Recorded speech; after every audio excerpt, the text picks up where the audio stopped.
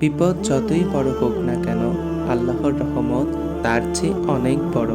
ইসলাম একমাত্র ধর্ম যেখানে হাসলে সোয়াব, কাঁদলে গুনাহ মাফ। শক্তিশালী সে যে রাগের সময় নিজেকে নিয়ন্ত্রণে রাখতে পারে। তওবা করতে লজ্জিত হয়ো না, মনে রেখো তোমার গুনাহের চাইতে আল্লাহর ক্ষমা অনেক বড়। মা এতটাই দামি, আল্লাহ তাআলা জান্নাতকেও মায়ের নিচে রেখেছেন। মহিলাদের সবচেয়ে শ্রেষ্ঠ মসজিদ তার গৃহের ভিতরের কক্ষ।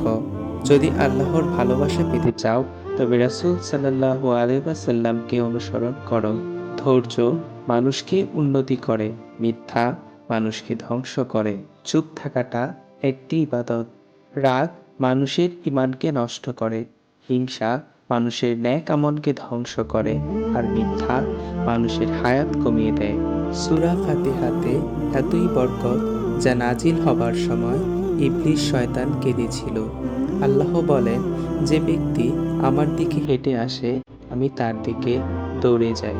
মাঝরাতে যদি হঠাৎ ঘুম ভেঙে যায় তাহলে ভেবে নিও আল্লাহ তোমাকে তাহাজ্জুদের নামাজ পড়ার ইশারা করছেন।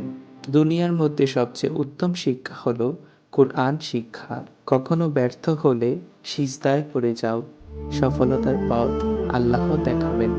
মুনাজাতে ঝরে পড়া চোখের পানি কখনো বিফলে যায় না।